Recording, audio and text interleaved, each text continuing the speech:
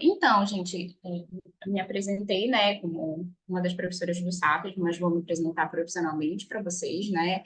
Eu fui residente, tá, de paciente crítico da UFPA, tá bom? Então, eu sou especialista em paciente crítico, eu sou pós-graduada em terapia nutricional interal e parenteral, e eu sou mestre em saúde na Amazônia, tá? E esse ano eu também estou como coordenadora da equipe de nutrição do SAPS, tá bom? Então, a gente vai ter muitas aulas bacanas, o conteúdo de nutrição tá muito legal, tá bem fechadinho. A gente fez assim um cronograma, a gente montou mesmo um plano de estudos que a gente conseguisse abranger todas as provas do estado, então tá bem bacana, tá? Eu vou estar com vocês em muitas aulas, e é isso, tá? Hoje a gente vai falar um pouquinho sobre dietas hospitalares, que é um tópico que cai bastante no ENARE, tá? Que é o Exame Nacional de Residência, tá bom? Se vocês não conhecem o ENARE, né, mas provavelmente vocês já devem ter ouvido falar, se vocês estão aqui, é porque vocês têm interesse em fazer residência, né? É um exame, é como se fosse o Enem, né, Na verdade, é como se fosse um SISU das residências, né? Então, você faz uma única prova e você pode escolher qual residência, né, qual hospital que você quer se inscrever por enquanto, da rede EBSER, né? O ENAR, ele abrange os hospitais da rede EBSER, tá? E pode ser para qualquer lugar do Brasil, né? Então, o conteúdo da ENAR, ele é um conteúdo mais extenso, né? Porque acaba que ele não foca em nenhuma área muito específica, afinal de contas, ele é uma prova geralzão. Esse ano a gente teve uma mudança de banca do ENAR, né? Então, esse ano a gente vai meio que ir um pouquinho no escuro, né? Porque quando tem mudança de banca, a prova pode mudar completamente. Mas é isso, tá? Então, dietas hospitalares é um tópicozinho que ele cai, a gente fala, mas que é um pouquinho do ENARE, tá? Ele não costuma cair tanto nas provas aqui do estado, mas já teve questões que caíram também, tá?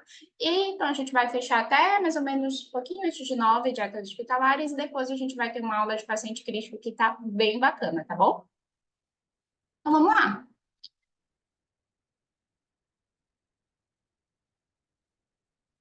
Passou aí o slide para vocês, porque às vezes eu tenho um problema assim no PowerPoint, às vezes ele não passa aí para vocês. Mudou o slide? Não, ainda está na capa, né? Às vezes acontece esse probleminha.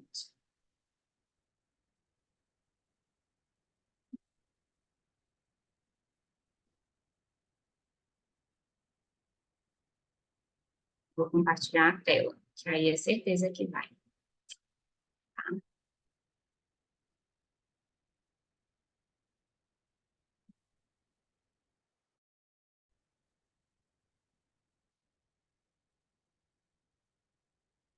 Agora foi, né? Mudou o slide aí, né?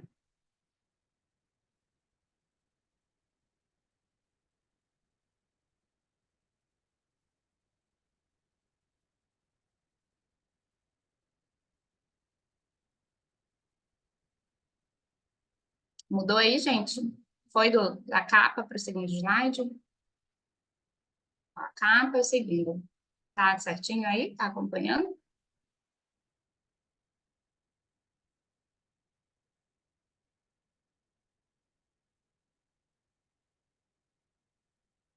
Beleza. Então tá, então iniciando um pouquinho, né, falando sobre dietas hospitalares, né, dietas orais hospitalares. Eu quis primeiro trazer inicialmente para vocês um conceito que a gente tem hoje, que é o conceito de gastronomia hospitalar. Ou seja, quando a gente incorpora, né, alguns conceitos de hotelaria na dinâmica do hospital, na dinâmica do setor ali, da unidade de alimentação e nutrição, né? Então, o conceito de hotelaria vem sendo incorporado à área hospitalar, fazendo com que aquela ideia de ambiente, né, com cheiro de remédio, aquela famosa comida de hospital, né, que já virou até um adjetivo, né, comida de hospital, seja completamente distorcida, ou seja, a gente acabe mudando, né, esses preconceitos que a gente tenha. Assim, o usuário daquele serviço de saúde, ele se sente menos como um paciente, né, e mais como um cliente. Então, Às vezes, a gente até hoje em dia, a gente fala que esse conceito de paciente, né, é muito de ser uma pessoa, né, paciente ou de que não tem ali um poder de autonomia, né, dentro do seu tratamento mesmo. Então, a gente até já nem fala, né, a gente fala paciente, mas não nesse sentido, né? A gente quer realmente que, de fato, essa pessoa, esse usuário ali desse serviço, ele se sinta também como um cliente, né? Então, a gente vem incorporando, muitos hospitais vêm incorporando esse conceito de gastronomia hospitalar, que seria, de fato, né, atribuir uma característica diferente àquela refeição que é ser servida nesse serviço. Então, aqui eu coloco para vocês um exemplo, por exemplo, né, de uma refeição que é servida. Aqui, obviamente, que a foto, a refeição, ela já foi mexida, enfim. Mas aqui dá para a gente ver mais ou menos como é que veio a montagem, né, dessa refeição, que é o que a gente provavelmente é mais comum da gente observar, principalmente em serviços públicos, né? Que a gente não tem um cuidado ali na montagem, às vezes é servido de qualquer forma para esse paciente. Então, justamente o conceito de implantar a gastronomia hospitalar nos hospitais é justamente não necessariamente acarreta em mais custos ou em mudanças dos produtos, né? Nada do tipo, mas é justamente, principalmente ali, em ter um cuidado na hora de ofertar essa refeição. Então, por exemplo, a gente pode utilizar os mesmos ingredientes, os mesmos insumos, não ter nenhuma mudança drástica ali no custo desse setor de alimentação, e a gente consegue fornecer uma alimentação que seja mais apresentável, né? Claro que aqui a gente teve uma mudança de marmita, né? Mas enfim, mas o conceito é de que aqui a gente tenha os alimentos mais separadinhos, né? Estejam ali com uma decoração de tempero, enfim. Então, vocês concordam que essa alimentação aqui, o paciente que já não está dentro da sua casa, né? Então, ele já não está ali, querendo ou não, ele vai sair do seu hábito alimentar, né? É um paciente que, para ele estar no hospital, ele deve ter algum motivo, né? Então, isso também dificulta a ingestão alimentar dele. Então, quando ele recebe, ele abre essa marmita e ele vê uma comida que parece que não foi, né, feita com um carinho ou que não foi pensada para ele, isso atrapalha também no nosso trabalho enquanto nutricionistas. Então, por exemplo, aqui é uma diferença, eu trouxe essa foto porque não tem nenhum alimento que seja muito, né, diferente. Tem um arroz, um feijão, um macarrão, uma salada, proteína. Não tem nada muito demais, mas que é a forma que foi montada, a troca, de repente, de uma marmita por uma outra que tenha mais compartimentos que você consiga dividir melhor. Então, são pequenas mudanças que isso altera, né, que pode alterar significativamente na aceitação alimentar desse paciente, e aí vem para nós, né? Então, isso melhora também o nosso tratamento, a nossa conduta para esse paciente, tá? E aí, gente, dentro do hospital, né, a gente tem dois tipos de dietas, né? Dois tipos, assim, gerais, né? Então, a gente tem uma dieta que é normal, é uma dieta livre, e a gente começa a ter as dietas especiais. A dieta normal é aquela que ela é balanceada, obviamente, nutrientes, ela segue ali uma alimentação, né? As recomendações que a gente tem para uma alimentação saudável, equilibrada, mas que ela não necessita nenhum tipo de modificação ali na sua dieta, nem composição, nem consistência. Então, é uma dieta geral, uma dieta normal.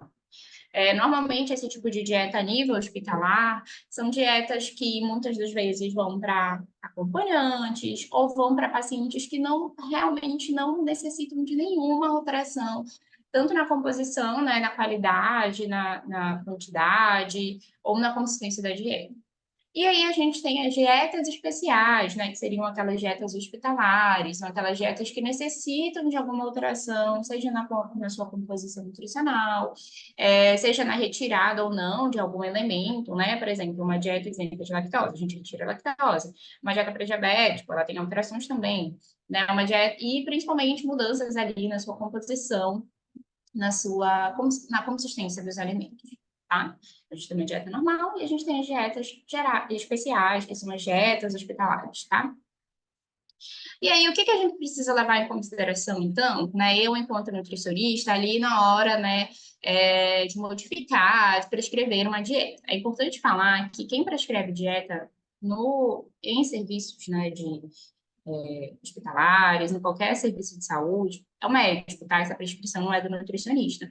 O que a gente faz é fazer alterações, né? A gente faz uma prescrição, como se fosse uma prescrição dietética dentro daquela dieta prescrita pelo médico, tá? Então, assim, a prescrição da dieta, da dieta, de fato, quem prescreve é o médico, tá lá junto com as prescrições de medicações, enfim, né, do paciente. Tanto que esse é o primeiro ponto, a dieta é o primeiro ponto que deve vir na prescrição do paciente, né? Quando a gente for obedecer a ordem, né? O médico lá, a primeira coisa que ele precisa prescrever, que precisa estar logo lá em cima na prescrição do paciente, é a dieta dele, tá?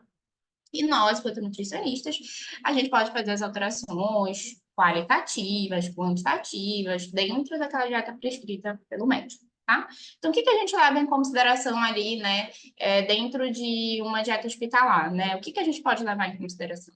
Primeiro, né, os hábitos alimentares. Então, gente, é muito importante nós, enquanto nutricionistas, a gente levar isso em consideração. Obviamente que dentro de um hospital, de um serviço de saúde, isso é muito mais difícil, né? Não é fácil a gente levar em consideração hábitos alimentares, porque muitas das vezes hábitos alimentares não indica, não necessariamente são hábitos saudáveis que você deve levar para sua vida, né?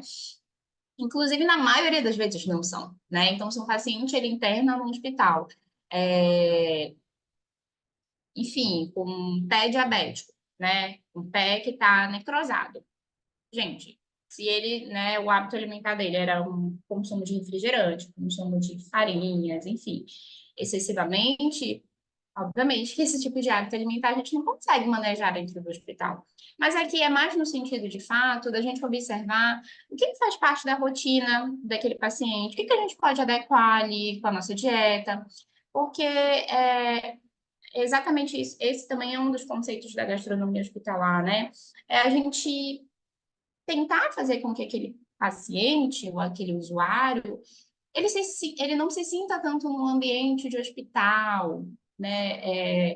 Que a gente possa ter um atendimento mais humanizado, que a gente possa escutar mais esse paciente. Então, por exemplo, aqui na região norte, é muito comum o paciente comer açaí, as suas refeições com açaí. Então, tem muitos hospitais, por exemplo, o Hospital Gaspar Viana, que eles implementaram de fato o consumo de açaí para pacientes. Então, é o açaí que é deles, né? Enfim, tem toda a qualidade microbiológica, enfim, para pacientes específicos, para pacientes que podem, né? Eles liberam açaí para muitos pacientes. Ou seja, isso é respeitar hábitos alimentares.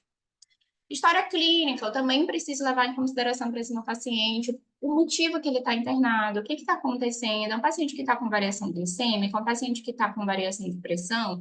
Eu preciso fazer ajustes na minha dieta de acordo com essa história clínica dele, tá?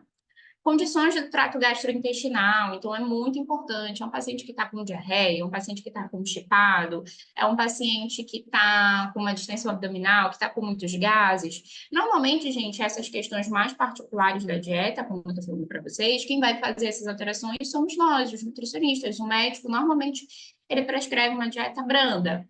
Quem vai fazer todas as alterações somos nós, tá? Então é importante a gente observar todos esses detalhes. E o diagnóstico, óbvio, né? Eu preciso saber o diagnóstico desse paciente para eu conseguir fazer o manejo da dieta dele. Aí, agora a gente parte, de fato, para os tipos de dietas que a gente tem no hospital. Como hoje é uma pocket aula, né? A gente vai fazer uma aula bem curtinha, a gente vai só abordar os assuntos de uma forma mais geral, dietas orais, né, hospitalares. Eu trouxe aqui só as consistências de dietas, tá? Que é, de fato, o que mais cai nas provas, tá? Mas na aula completa do SAPS eu vou falar sobre tanto as consistências como os tipos de dietas nas suas qualidades, as diferenças que a gente tem, tá? Então aqui hoje a gente vai abordar somente as consistências, tá? Primeira consistência aqui que a gente tem, essa é uma classificação como se fosse extra. Alguns autores classificam, que é uma dieta para disfagia, né, com uma consistência que seja líquida e espessada, né, gente? Para quem não sabe, né, disfagia é uma dificuldade ali de deglutição, é muito presente em idosos, pacientes neuropatas, pacientes que têm alguma condição ali na mecânica da mastigação, que isso impede, por exemplo, eles de consumirem alimentos sólidos, tá? Então, é uma dieta composta por alimentos líquidos, mais líquidos espaçados, que sejam de fácil mastigação e deglutição. Ou seja, aqui é para aquele tipo de paciente que ele não consegue comer alimentos sólidos, né? Então, ele não consegue comer um arroz, um pedaço de carne, um pão, mas ele também não consegue, mas ele também tem disfagia, né? Ele tem ali uma dificuldade para alimentos líquidos, tá? Então, água, suco, café, leite, enfim, gente, todos os tipos de alimentos que sejam na consistência líquida, esse paciente ele também tem dificuldade. Inclusive, os líquidos, eles são os alimentos que são mais inseguros para a gente alimentar um paciente com disfagia, tá? Porque o líquido, vocês concordam que é muito mais fácil a gente, vamos pensar nós, né, na gente, assim, pessoas saudáveis. É muito mais fácil, às vezes, a gente se engasgar tomando água porque a gente está tomando errado, ou porque a gente está falando, ou porque a gente está fazendo outra coisa, do que a gente se engasgar durante um almoço ali. A gente se engasga poucas vezes, né?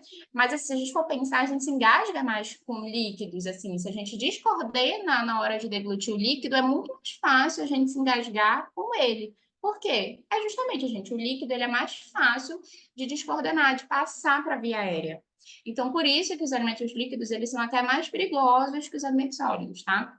Então, aqui nesse caso da dieta líquida espessada, são para aqueles tipos de pacientes que não toleram sólidos, mas também tem disfagia para líquidos. Então, a gente precisa espessar os líquidos desse paciente. Precisa ser tudo numa consistência de mingau, uma consistência de vitamina de fruta, uma consistência de sopinha batida, de um caldinho de feijão mais grossinho.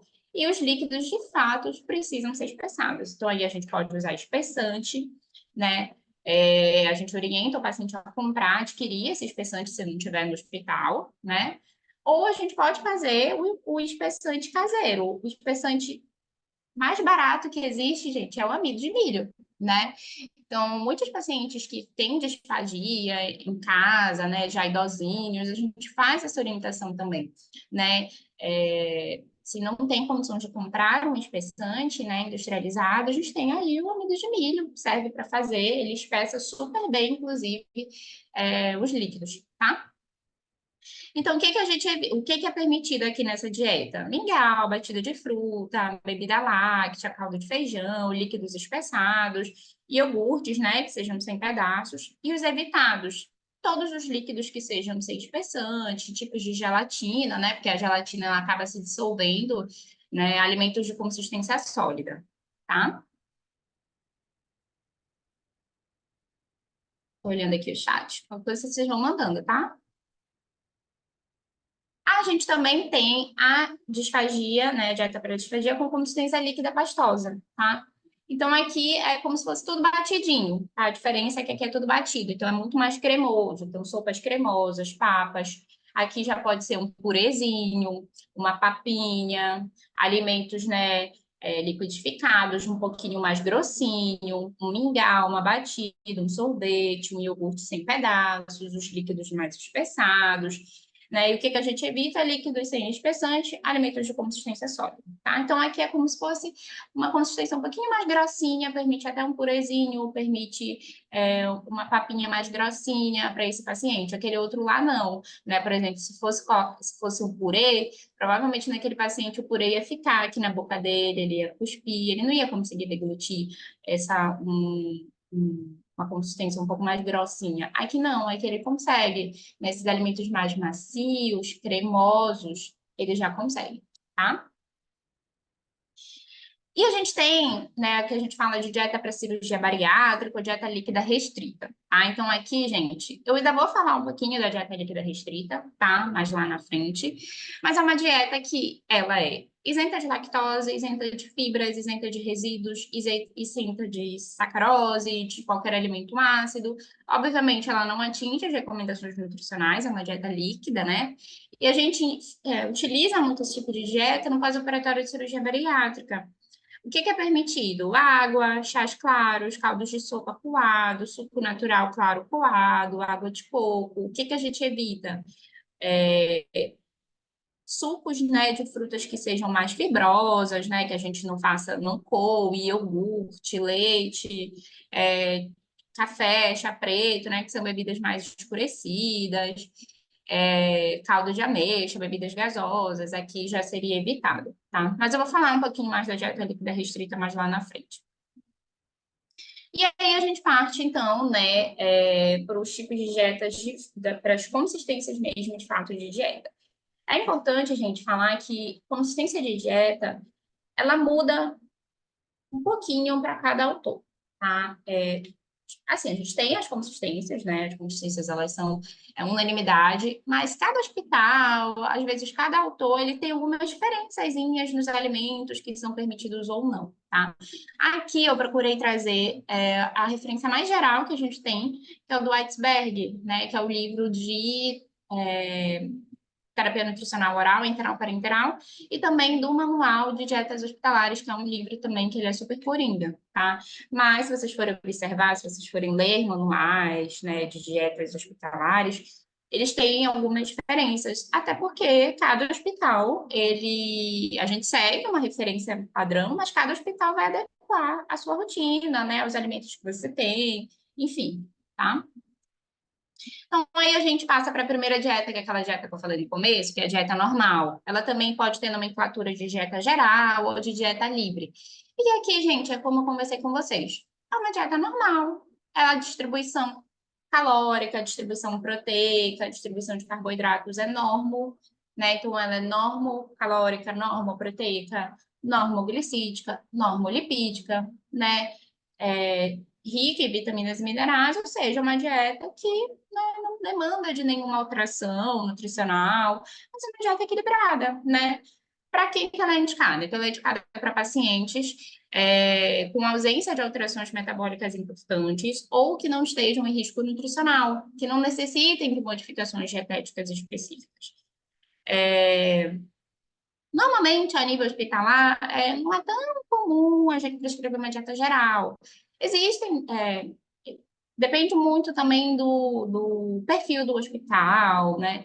É, mas normalmente os pacientes eles já começam da branda em seguinte, tá? Mas existe sim pacientes que utilizam dieta normal, geral, livre. É, como eu falei para vocês, ela também é muito utilizada, por exemplo, para acompanhantes, né? Ali dentro do ambiente hospitalar, para acompanhantes. Ou seja, que não tem nenhuma alteração, gente, é uma dieta normal. Tá? O próprio nome fala, né? Uma dieta normal. Exemplos de pacientes que podem utilizar uma dieta normal. Um paciente que internou por dengue, vamos supor. Mas que não tenha, a gente não está tendo nenhuma alteração gastrointestinal, nada. Só é realmente, de fato, um paciente que está ali com um quadro agudo, mas que não está se comendo super bem, não tem nenhuma alteração gastrointestinal, um paciente que não está desnutrido, ele está eutrófico. Não precisa fazer nenhum ajuste de dieta, gente. Uma dieta livre, né? Uma paciente que internou, né, para fazer algum procedimento, mas que também não necessita de grandes alterações, também uma dieta livre, né? Normalmente são para pacientes jovens também, né? Pacientes adultos jovens, que também não precisa fazer grandes alterações, uma dieta livre. Alimentos que são indicados, né? Todos os alimentos que são recomendados em uma alimentação saudável e alimentos evitados. Aqui, gente, são alimentos que são evitados para uma população geral, alimentos ricos em gordura, alimentos ricos em sódio, em açúcar, que a gente não recomenda para ninguém, tá?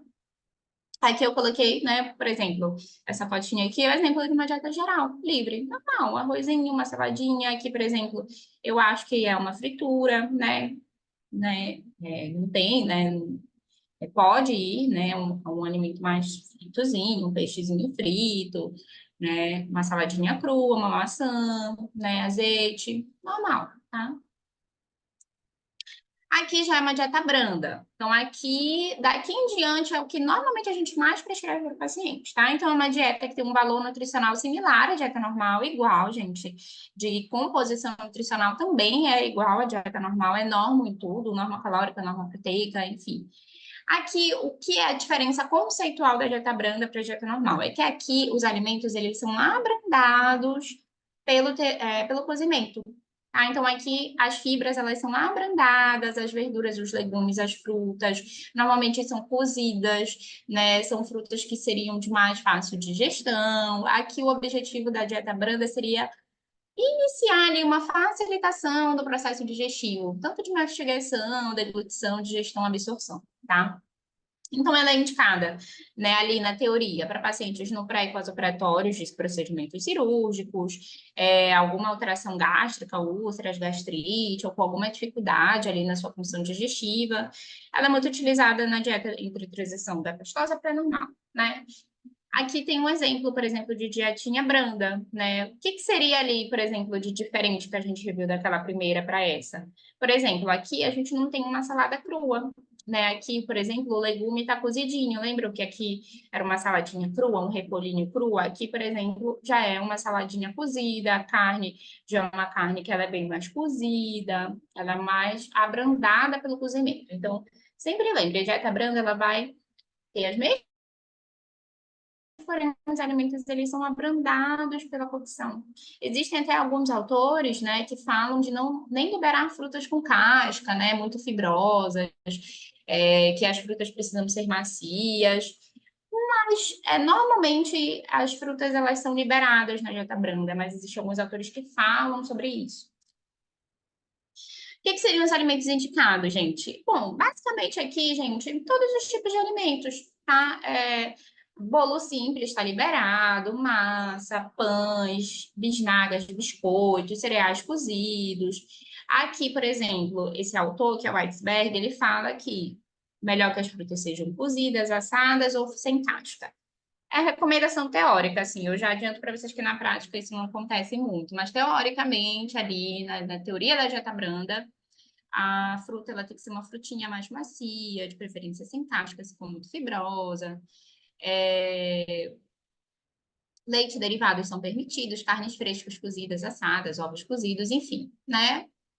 O que seria mais evitado, então, né? Por exemplo, pães, biscoito e massas feitos com farinha integral, porque teoricamente o alimento integral ele demanda de mais trabalho digestivo, né? Ele aumenta o tempo de esvaziamento gástrico, frutas, legumes crus, né? Exceção, aí a gente tem algumas exceções, né, de frutas que são mais molezinhas, queijos gordurosos ou salgados, como provolone, parmesão, gorgonzola, carnes enlatadas, ovos fritos, frituras em geral.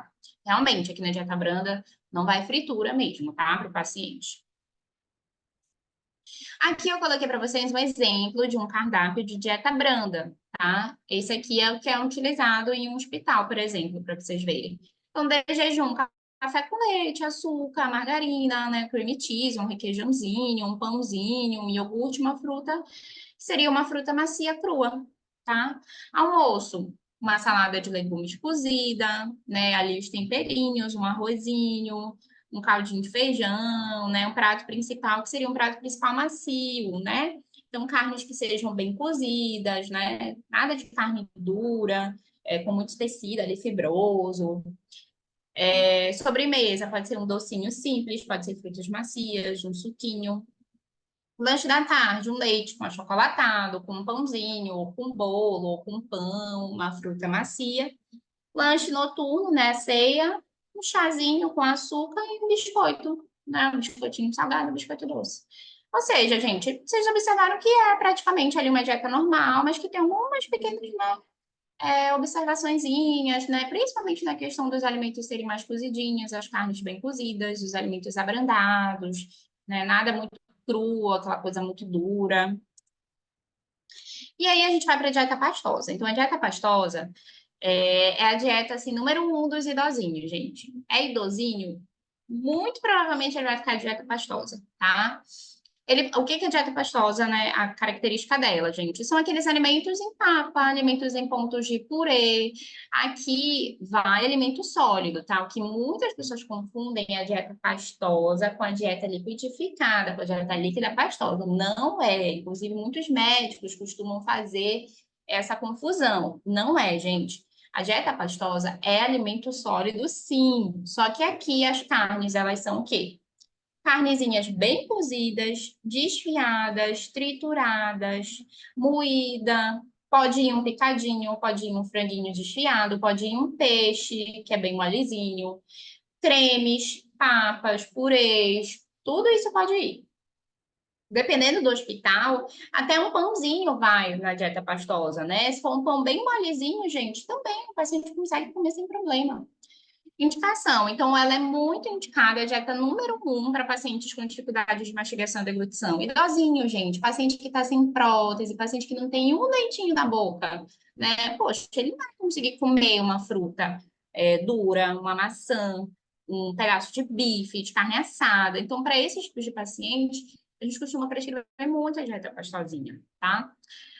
Principalmente pacientes idosos, né, que têm ausência de próteses dentárias, ou pacientes que sejam portadores de doenças neurológicas, né, já num estado que ele também não consegue, o poder de deglutição dele já está afetado, né? Ela também é utilizada nesses casos de disfagia, ela também é uma transição entre a dieta leve e a branda, tá? Aqui tem um exemplo para vocês de dieta pastosa. Olha só, aqui é um picadinho, o arroz, ele precisa ser um arroz papa. Aqui eu tenho como se fosse, né, que a gente chama de tutu de feijão lá pro Sudeste, né? Mas seria uma papazinha do feijão, feijão batidinho, bem pontinho de papa. Aqui provavelmente é um purezinho de abóbora. E aqui eu acredito que deve ser como se fosse uma sopinha batida, assim, bem cremosinha, tá? E gelatina pode. Então aqui é uma dieta pastosa, tá? Então, o que seriam os alimentos evitados na dieta pastosa? Pães, né? Pães, assim, pães mais duros, tá? Por exemplo, um pão careca, que tem aquela casca grossa, e já não é indicado, mas pães macios, um pão bisnaguinha, aquele pão molezinho, pão de forma, aquele pão de hambúrguerzinho que é molezinho, pode. Tá? Então, biscoitos, né, que sejam duros, legumes e frutas cruas, né? É, carnes em pedaços grandes, enlatadas, empanadas, duras, crocantes, ovos fritos, frituras em geral, tá? Sementes e frutas oleaginosas, isso também não vai conseguir, um amendoim, né? Uma castanha, não vai conseguir esse paciente, tá? Aqui tem um exemplo também de um cardápio de uma dieta pastosa. Basicamente, gente, o café da manhã, por exemplo, não diferenciou tanto, né, da dieta branda. Aqui a característica mais principal seria, por exemplo, uma fruta que seja bem macia. Aqui, realmente, de fato, precisa ser uma fruta bem macia. Aqui tem que ser um pãozinho que seja pãozinho macio, tá? Dificilmente aqui ele vai conseguir uma torrada ou ele vai conseguir um pão careca. Almoço e jantar, né? Um caldinho de feijão, um arrozinho pastoso, arroz papa. Prato principal pode ser carne, né? Ave, peixe, ovo, desde que seja bem cozida, desfiada, moída ou triturada, né? Em pedacinhos pequenos. Um purezinho que seja de legumes, uma sobremesa cremosa, uma fruta macia. Lanche da tarde também não teve muita diferença, né? Aqui, por exemplo, pode ter a inclusão de uma papa de fruta, né? Que seria uma vitamina de fruta, um mingauzinho para esse paciente. O lanche noturno, um mingau com adoçante ou uma vitamina de fruta, tá bom? Dieta leve. Aqui, gente, a dieta leve, ela abrange, né? Ela varia um pouquinho com alguns autores. Tem alguns autores que eles conceituam dieta leve e dieta líquida pastosa, tá? Aqui, o iceberg, ele inclui tudo na mesma dieta, que seria a dieta leve, tá? Ou também conhecida como semi-líquida. É ótimo esse nome, porque o próprio nome você já saca o que é a dieta leve. É uma dieta semi-líquida. Perdão, é uma dieta que ela tem tanto a presença de alimentos sólidos como a presença de alimentos líquidos. O grande X da questão da dieta leve é principalmente nas refeições principais. Aqui não vai, de fato, uma refeição com arroz, feijão, é, carne, não. Aqui normalmente é substituído por sopas, por uma refeição mais líquida ali na hora do almoço, do jantar. Mas aqui pode ir a sopa inteira com um pedaço, né? Aqui pode ir uma sopa batida, porque a gente meio que inclui a dieta líquida pastosa ou liquidificada dentro da dieta leve, dependendo do autor, tá? Então, também conhecida como dieta semilíquida, ela caracteriza-se pelas preparações de consistência espessada, ou não também, tá, gente? Mas ela é constituída de líquidos e alimentos semissólidos, cujos pedaços se encontram em emulsão ou suspensão. Ou seja, a dieta leve, gente, é só vocês pensarem, é composta por alimentos líquidos e alimentos semissólidos, tá? Então, ela permite o repouso digestivo, né? Porém, obviamente, aqui a gente já começa a decair um pouquinho a composição nutricional, tá? Até a dieta pastosa, a gente consegue manter um bom aporte. A dieta pastosa, ela já, se ela for uma dieta bem montada no hospital, é uma dieta normal, ela é uma dieta que a gente consegue suprir todas as necessidades do paciente. Aqui, a partir da dieta leve, vocês vão observar que a gente já vai começar a cair na composição nutricional, principalmente em relação à proteína, tá? Então, aqui, gente, normalmente é para aquele paciente que está com uma função gastrointestinal mais reduzida, muitas das vezes é para paciente nauseado, pacientes que estão com algum tipo de intolerância a alimentos muito sólidos, ou com alguma dificuldade de mastigação, deglutição, ou naquela evolução de algum pós-operatório. Então, a gente utiliza a dieta leve, tá? É só vocês pensarem, gente, quando eu tô assim, com enjoo, muito nauseada, ou eu não tô muito legal, assim, do estômago. Eu quero comer algo mais leve. Eu quero só uma sopinha. É a dieta leve, tá? Aqui tem um exemplo de uma dieta leve que o hospital adotou quase que uma dieta líquida pastosa, né? Tudo batidinho. Tá? Uma sopinha ali, batidinha, um caldinho de feijão batido. Aqui provavelmente deve ser tipo um mingauzinho bem mais líquidozinho, tá? A gelatina pode, tá? A gelatina pode de todas as consistências, gente. A gelatina ela se liquefaz.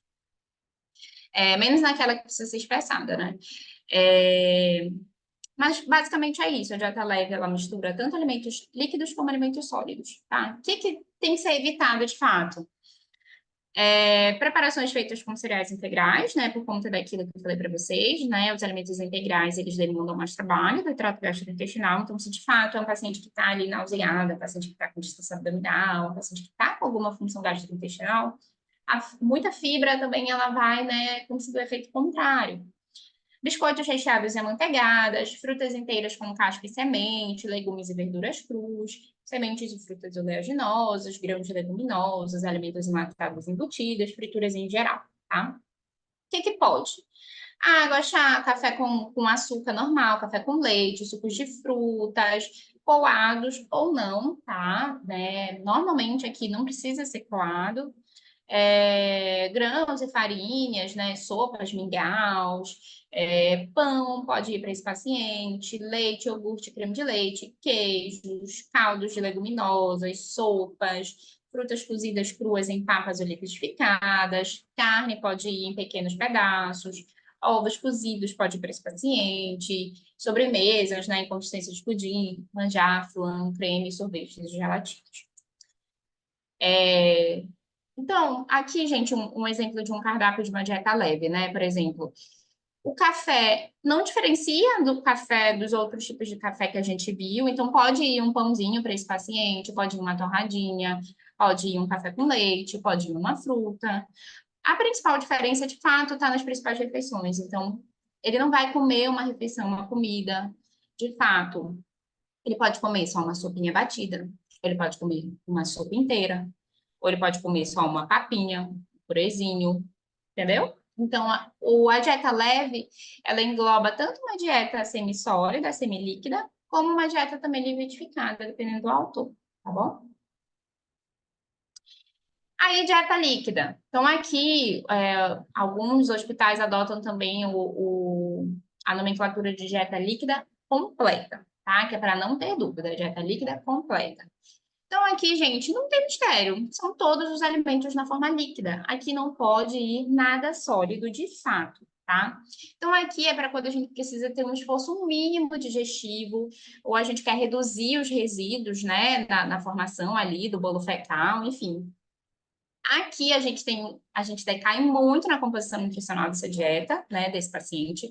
Normalmente a gente precisa aliar algum tipo de suplemento para a gente ter um aporte energético e principalmente um aporte proteico maior, que conforme a gente for vendo essas dietas líquidas, o que a gente menos tem é proteínas. Elas costumam ter um teor elevado de carboidrato, né? Que é muito suco, líquidos assim, né? Fontes de frutas e legumes e pouca proteína, tá? Então, normalmente a gente precisa associar algo para aumentar um pouquinho esse aporte. Ela é indicada, gente, em casos muito mais específicos, é que realmente em pós-operatório de cirurgias digestivas, em algum tipo de fratura, por exemplo, um paciente que fraturou, que está com alguma lesão de cabeça, pescoço, realmente ele não consegue deglutir, então, num caso extremo, ele vai para uma dieta líquida, ou alguns casos de estreitamento esofágico, então, pacientes que têm um estreitamento de esôfago, que é até uma dieta mais pastosa, ele não consegue, ele precisa de fato ser uma dieta líquida. Ou que está com algum tipo de intolerância naquele momento a alimentos sólidos, tá? Ela é muito utilizada na transição entre a dieta líquida restrita e a dieta leve, tá? Aqui a gente precisa ter atenção para pacientes em risco broncoaspirativo, né? Pacientes disfágicos. Nesse caso, a gente precisa utilizar espessante, que é aquela dieta que eu mostrei mais no início, né? Dieta líquida espaçada, tá? Aqui, gente, dieta líquida. Aqui a gente tem um suquinho, que provavelmente deve ser uma água de coco, tá? Então, a dieta líquida completa, gente, é uma dieta líquida, tá bom? Pode lactose? Pode. Pode ir café? Pode.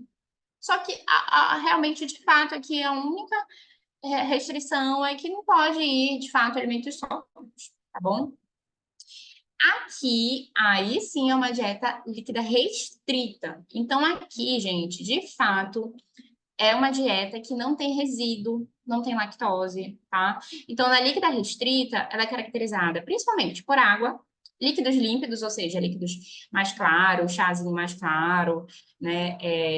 Tem um teor de carboidrato um pouco mais elevado, e aqui, de fato, a gente não vai nutrir nada com esse paciente. A finalidade é de realmente hidratação, formar minimamente resíduo aí nesse intestino, né? E proporcionar o máximo de repouso do sistema digestivo. Ah, Marina, quando é que a gente utiliza a dieta líquida restrita? Gente, a gente utiliza muito em pós-operatório de cirurgias abdominais, né? Normalmente a gente inicia com uma dieta líquida restrita.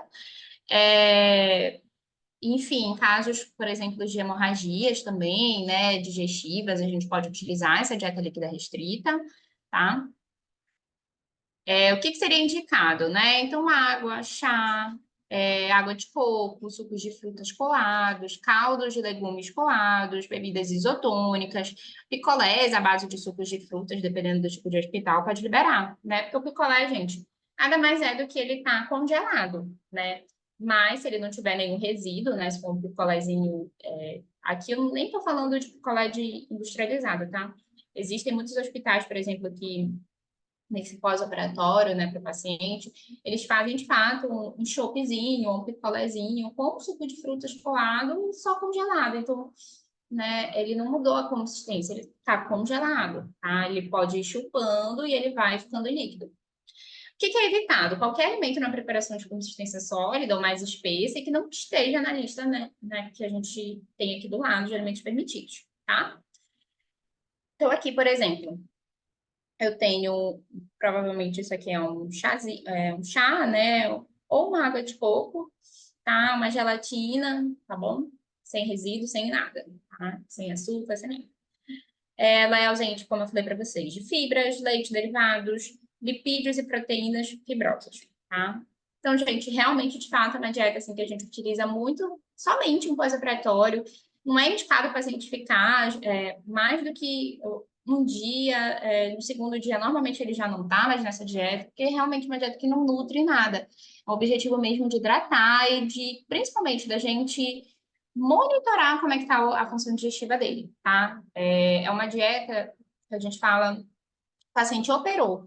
É uma dieta assim, gente, para a gente ver se o paciente não está com nenhuma anastomose, se tudo está no lugar certo, e não é com o objetivo de nutrir, tá?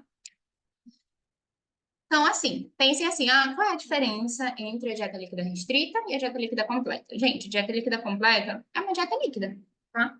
Líquida. Os alimentos estão na forma líquida, não pode nada sólido. Na líquida restrita, aqui, além de não ir nada sólido, além de ser tudo líquido, aqui a gente não tem resíduo, a gente não tem fibra, a gente não tem lactose. Então, aqui tudo precisa ser coado, tá? Não pode ir, por exemplo, um suquinho de frutas batido. Aqui o suco de fruta ele precisa ser coado. Aqui o caldo de sopa precisa ser coado, tá bom? Além disso, alguns autores ainda consideram né, uma nomenclatura que a gente fala que é dietas líquidos claros ou dieta líquida de prova. Varia um pouquinho para cada autor, tá? Existem autores que dizem que a dieta líquida restrita, pronto, já é essa dieta. Mas existem alguns autores, alguns hospitais que, além da dieta líquida restrita, ela ainda adiciona como se fosse um subtipo, que seria a dieta líquidos claros, ou também chamada de dieta líquida de prova. Aqui, de fato, gente, só vai praticamente um chá claro, água de coco e água, ou seja, tudo bem líquido, quase transparente, né? Só para vocês lembrarem, líquidos claros. Então, não vai nada de uma coloração um pouquinho mais escurecida. Aqui só é, de fato, água de coco, chazinho, um chazinho claro, né? E água. Essa dieta mesmo, por isso que ela é chamada de líquida de prova. Ela é realmente, assim, para você só observar, né? É utilizada em pós-operatórios, para você observar se aquele paciente não decorreu com nenhuma anastomose ali durante a sua cirurgia, né? Algum erro ali na sua anastomose, se está tudo bem certinho, né? É, é como se fosse uma dieta de teste, tá? Só com a função da gente testar para ver se ele não evoluiu com nenhuma fístula, nada do tipo. E aí, no máximo, ele fica um dia com essa dieta, no outro já muda, tá bom? Então, lembre-se, a gente tem a dieta líquida restrita e alguns autores consideram a dieta líquidos claros ainda, que aqui, de fato, só vai chá água de coco, chá claro, água de coco, água, tá bom? Aqui é um cardápio, um exemplo de um hospital aqui, de uma dieta líquida restrita. Então, de jejum, chá de capim-limão coado, lanche da manhã, uma água de coco, no almoço, um caldinho de legumes coado, aqui água de coco, um suco de laranja lima diluída e coado, aqui um caldinho de arroz coado, aqui um suco de maçã com limão coado, aqui um chá de erva cidreira coado. Tá? Então, aqui, por exemplo, não se enquadraria uma dieta de líquidos claros. Né? Na dieta de líquidos claros, por exemplo, não vai um suco de maçã coado. Né? É de fato chazinho, água de coco e um chazinho claro. Tá bom? Aqui, gente, é, né, como se fosse um arcozinho, né, de evolução de dieta. Aqui seria desde a dieta líquida restrita até a dieta livre, tá? Para vocês, né, memorizarem. A dieta líquida restrita, aquela que a gente utiliza muito em pós-operatórios de cirurgia, ou a gente utiliza muito também em preparos de colonoscopia. Aí a gente progride para a dieta líquida completa. Então, aqui a gente já pode utilizar líquidos normalmente para esse paciente, a gente já pode colocar um pouquinho mais de fibra através dos sucos, já pode ir um caldinho de sopa, já pode ir um leite. A dieta leve, né? Então, a gente progride ele para a dieta leve. Então, aqui a gente já pode utilizar alimentos tanto sólidos, né, como alimentos batidinhos. Aqui ele já não tem, né, mais restrição de líquidos, aqui ele já pode todos os líquidos, pode batidos, pode alimentos sólidos, tá? Aí a gente progride ele para pastosa, né? Então na pastosa tudo em formas de cremes, de purês, de papas, né? Nada muito sólido, duro. Aí a gente progride ele para branda, né, que já é quase uma dieta normal, né? A única diferença aqui é que os alimentos eles são mais abrandados, né, pelo cozimento, a gente evita saladinhas cruas, legumes crus, as frutas são frutinhas mais macias. E aí, pronto. Aí esse paciente tirou 10, ele chegou ali na dieta livre, que é a dieta que não tem alteração de consistência, nem alterações importantes ali na sua composição. Tá bom? Aí eu coloquei até um adendo para vocês, que seria a relação, né, do tipo de dieta que a gente pode utilizar ali no pré-operatório. Para isso, a gente tem um projeto, que é um projeto chamado de Projeto Acerto. O Projeto Acerto, ele é um projeto que muitos hospitais, né, ele começou nos Estados Unidos, se eu não me engano, e muitos hospitais do Brasil, eles já utilizam o protocolo do Projeto Acerto, né, que é, dentre outras medidas, diminuir esse tempo de jejum pré e pós-operatório, né? Porque qual era uma medida que a gente considera uma medida obsoleta? É deixar aquele paciente muitas horas em jejum, então esse paciente ele vai para a cirurgia com um jejum excessivo, que não é necessário, e que esse tipo de jejum excessivo, não necessário, impacta até o prognóstico desse paciente no pós-operatório. Aumenta até o catabolismo dele após a cirurgia. Então, o projeto Acerto, ele defende justamente a diminuição, a aceleração da recuperação pós-operatória desse paciente. E uma das medidas é diminuir o período de jejum pré e pós-operatório. Então, o que seria? O que a gente tem embasado na literatura científica que é seguro fazer? Como que a gente pode fazer, então, um jejum para esse paciente? Gente, a literatura indica que dieta de líquidos claros, que é aquela lá que a gente viu, né, que a gente viu anteriormente, ela pode ser feita até 2 horas antes da cirurgia. Até 2 horas, gente, e é super seguro. Não vai influenciar em nada, negativamente, óbvio, né? No processo de anestesia ou na cirurgia desse paciente, tá? Então, líquidos claros a gente pode fazer até 2 horas antes da cirurgia. Alimentos sólidos mesmo, uma refeição. Claro que uma refeição um pouco mais leve, né? Mas alimentos sólidos a gente pode fazer até 8 horas antes da cirurgia, que não vai ter problema. Então, e aqui, né, para algumas formulazinhas infantis também o período. Ou seja, gente, basicamente, segundo o projeto Acerto, a gente pode fornecer dieta líquidos claros até 2 horas antes do procedimento cirúrgico e alimentos sólidos, desde que seja uma dietinha leve, né, até 8 horas antes da cirurgia é seguro, tá?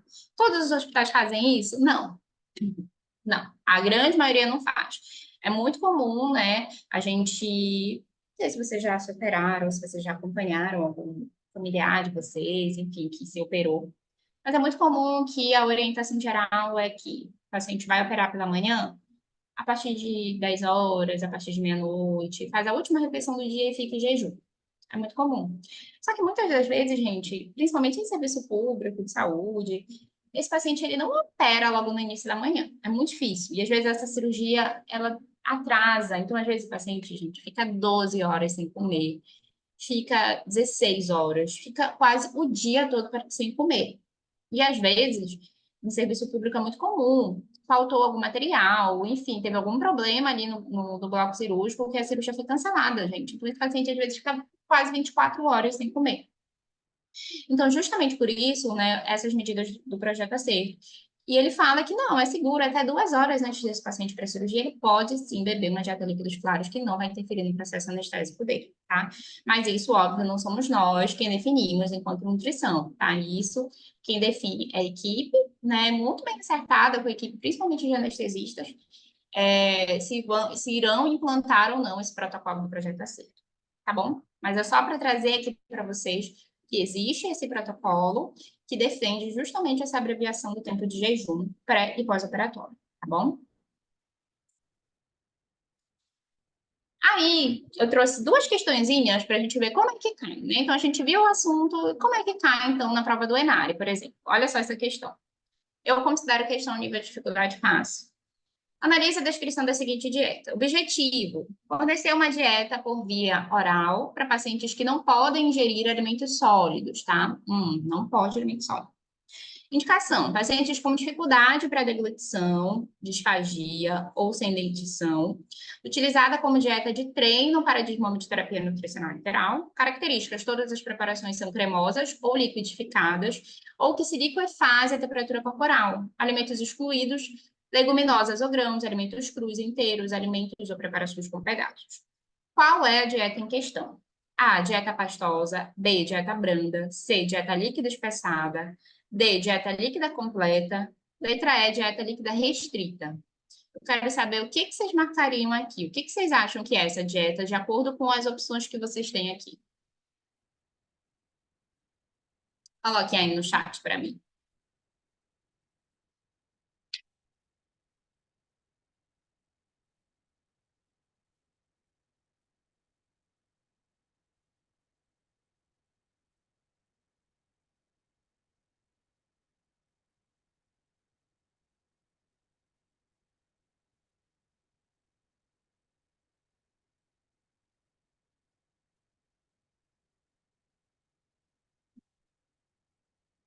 Letra D, dieta líquida completa.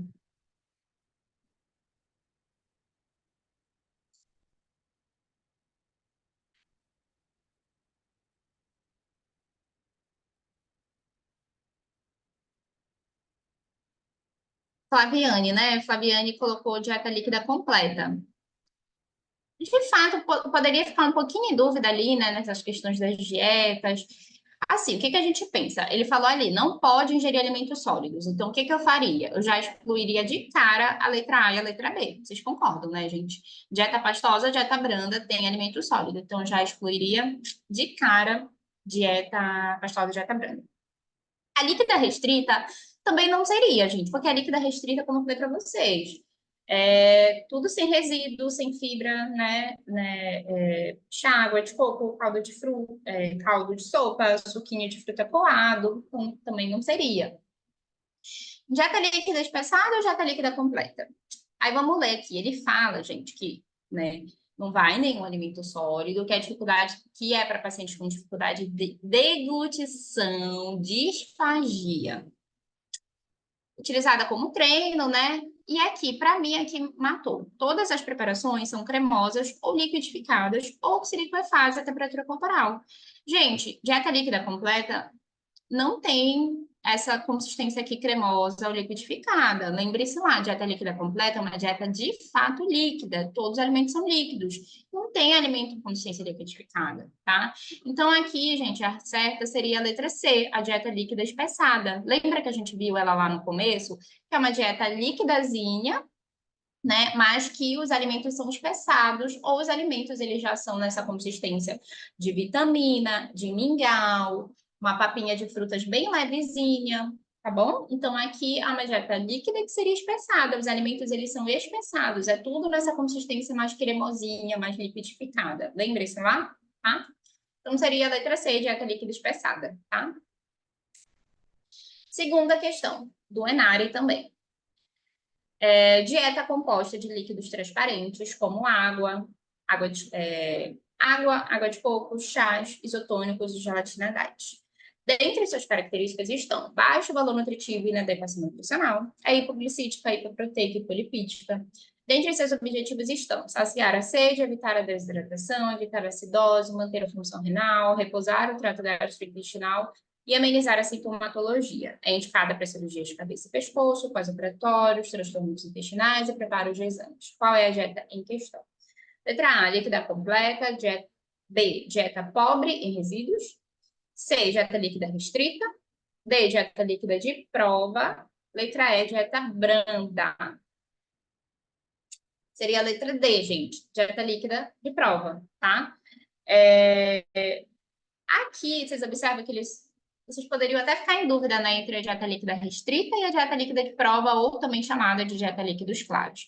Só que aqui, gente, ele só citou água de coco, chá e água. Lembre-se lá, é a dieta líquida de prova, tá? Se ele tivesse citado um caldo de sopa, um caldo de um suco coado, aí a gente já poderia pensar que era dieta líquida restrita. Mas como ele só, de fato, só citou líquidos claros mesmo, né? Água de coco, chazinho claro, então é dieta líquida de prova, ou também chamada de dieta líquidos claros, tá bom? É isso, gente. Essa foi, né, a pincelada que a gente deu sobre dietas orais hospitalares, tá bom?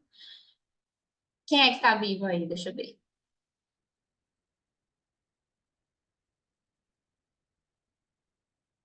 Tá tudo certo, meninas? Vocês conseguiram entender, mais ou menos? Deu para dar assim uma visão geral?